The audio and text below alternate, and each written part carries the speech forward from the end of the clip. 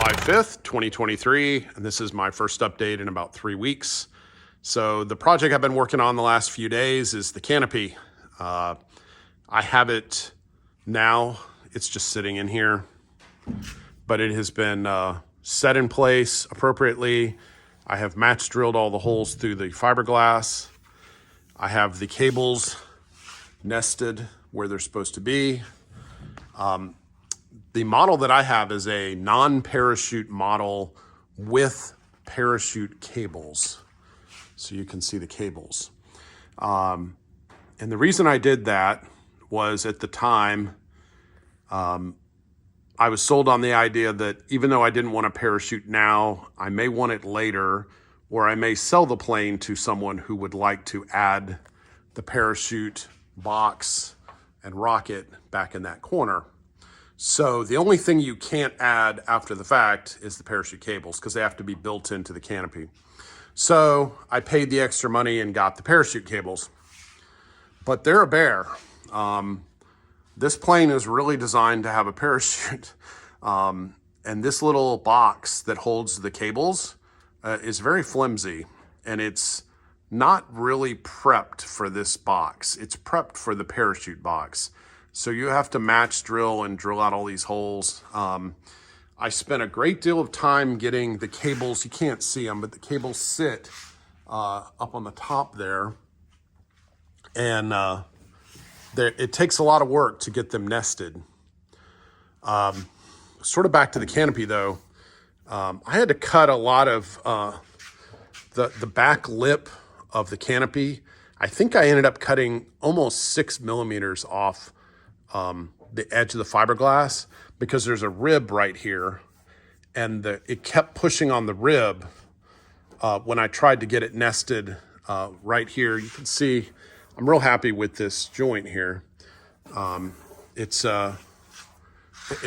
went together like I think it's supposed to, but I had to cut a lot off, so almost 6 millimeters. So you can see the dust from me pulling this forward, grinding down another millimeter, pushing it back, doing a test fitting, pulling it forward, grinding off another millimeter. I didn't want to go too far, and I had initially marked a line at 6 millimeters, and that's because that's how far back I could gauge the gap was. But I didn't want to cut all that at once because I was a little hesitant because I thought maybe I'm not looking at it right. But in the end, I was right, and I should have just cut it all off at once. But I was being cautious, so it took a long time. And I have fiberglass dust on everything in my hangar right now. So that's the big project of the last couple of days. I was missing some rivets for these. Sling sent me out the replacement rivets, and I got those riveted on. I still need to do the other side. So I'll be, I pulled the wires. You can see the wires back there. I pulled the wires into the Canopy, up into the holes. I tucked them back up in there since I'm going to paint tomorrow. But I got the wires pulled, and I'm also going to be painting the doors and the front top skin. I'm just going to put some epoxy on here, some 2-part epoxy primer. This is pretty rough, and I want to say somewhere in the instructions it said to paint it black. I don't think you can see it because I think the leather comes in here, but I'm going to prime it anyway and look at it. I haven't even unwrapped the leather glare shield that goes over this, but I may just put some black rattle can on here. It'll help protect it and seal it anyway, and it won't take... it doesn't, we're talking a few grams of paint. So I prepped the doors to the extent, we'll see after a couple coats of primer and some sanding how they look, but then I'll put some top paint on it. And another thing I looked at that I'll just public service notice here, Aviation Consumer had a magazine article about the Autopilot servos. Garmin has got an upgrade for these. I'm not sure it's not really a recall. They're calling it an upgrade, but I think they've made some changes. But I think in the Aviation Consumer article, they didn't actually say what they're changing. Mine are new enough that They do not require, this is the most modern version. But if you have these in your plane, but you can spare sending them off before you have your plane flying, you might look up the serial number online. Garmin has a page you can link to that actually shows you the serial number range of the affected ones, and you can send them back to Garmin and they'll upgrade them. So I did that. Both of mine are good, so I don't need to do anything with those. And then there's this fun little project. The wheel went together fine. Once I sort of figured out how the bent air filler stem kind of went through the wheel. There's a washer and a nut that actually goes on the stem through the wheel to kind of hold the stem in place. I couldn't get the washer into place. I even ground it down. It still wouldn't fit. So I was able to get the nut into place, but not the washer.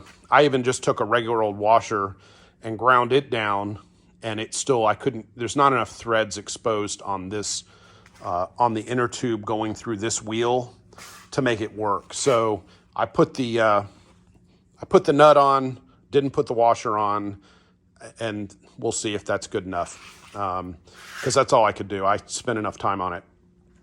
But the bushings here and here are a real treat. When I first got it all put together, I could barely turn the wheel. I don't know how many pounds of force it took, but it was a lot.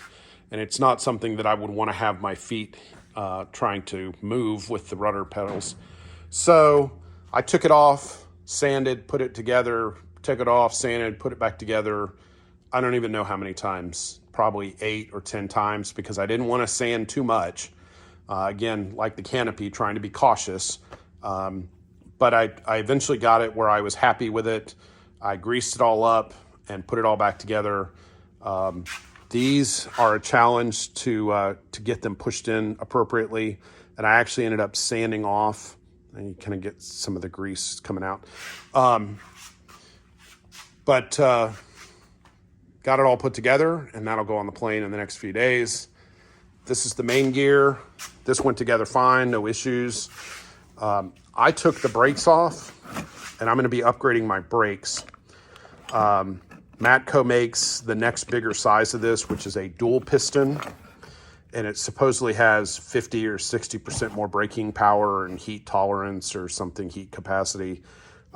Evan, if you've seen any of Evan's videos, he talks about this in at least one, if not 2 different videos. The total upgrade, once you send these back to Matco and get a credit, the upgrade costs about $600, which I was willing to do. I would have loved to have had the Behringer wheels. I know First Rivet, his videos, he has the Behringer wheels, which were nice. I just couldn't come off the money. I would have liked to have had just the wheels. They look so pretty. But this is a Matco, so it'll upgrade me quite a bit. And part of the reason I did an upgrade is because I have a little life change coming. So my wife and I are moving a little sooner than we expected. I found a job that I accepted that is in North Carolina. I currently live in South Carolina. And this house, when we bought it, was sort of a fixer-upper flip house. And we decided we would accept the position in North Carolina and sell this house and sort of get our investment money back out of it. And the new house is a flying community. So I have my own hangar and my own runway, but it's shorter than what I currently have. It's 3,000 feet and it's 30 feet wide. It's a narrow, but it is paved. So my current runway is 4,000 feet long and has a 500-foot overrun on each side, and it's big. I have taxiways all the way around it. But my new airport will be a little slower. So anyway, I decided to upgrade the brakes. I was on the fence about doing it anyway, but with having the shorter runway, it just gives you a little extra, makes me feel better. So anyway, that's what I did. And with the move, I'll be putting the main gear on here in the next couple days. I'll be putting the front gear on up here, and we'll be loading this baby on a trailer and heading to North Carolina. It's just a couple hours up the road, but I'll have to pack everything up and move it to my new hangar. My new hangar is substantially upgraded from this one. I love this air conditioner, but my new one has built-in air conditioning, heating. It's completely sheetrocked and has a porch and a bathroom and windows.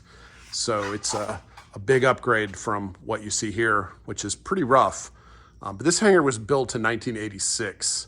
So it was upgraded to be capable of being a workspace, whereas it was originally built just to be a metal hangar to store a plane in. So anyway, there will definitely be some videos of the new hangar and the new airport runway, which my hangar in my new house, actually, I will taxi right out of the hangar right onto the runway. So that'll be kind of cool. So anyway, that'll be it for this week, and hope everyone's doing well. And if you're building, I hope your build is going well, and I'll check in a couple weeks.